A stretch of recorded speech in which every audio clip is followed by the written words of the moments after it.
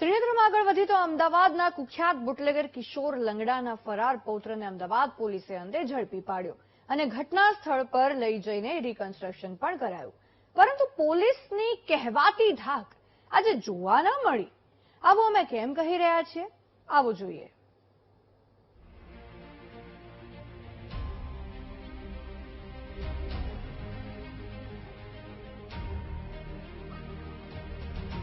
સીધા પગે, કોઈ પણ ડર વગર બિંદાસ્ત રીતે ચાલતો આ છે અમદાવાદના કુખ્યાત બુટલેગર કિશોર લંગડાનો પૌત્ર આદિત્ય રાઠોડ.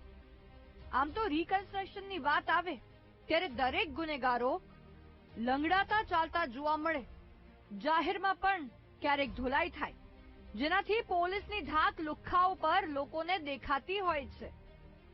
પરંતુ બુટલેગર કિશોર લંગડાના પૌત્ર સામે જાણે પોલીસની ધાક દબાઈ ગઈ હોય તેવું લાગી રહ્યું છે. 9 માર્ચે આદિત્ય રાઠોડે અમદાવાદની જીએલએસ કોલેજ બહાર પાર્ક ગાડીમાં તોડફોડ કરી હત્યાનો પ્રયાસ કર્યો હતો.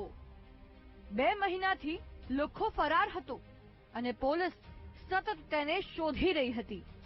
અંતે ગાંધીનગર પાસેથી હાથમાં આવ્યો.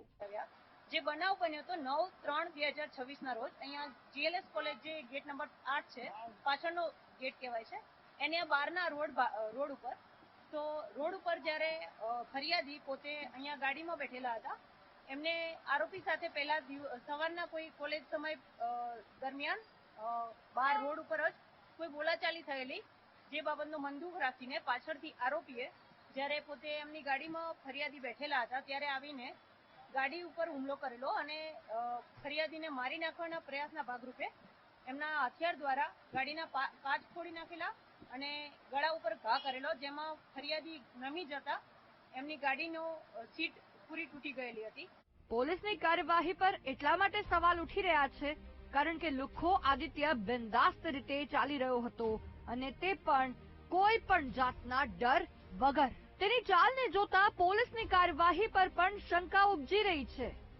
કેમેરામેન અજય પટેલ સાથે અનિતા પચણી, વીટીવી ન્યૂઝ, અમદાવાદ. ત્રિનેત્રમાંથી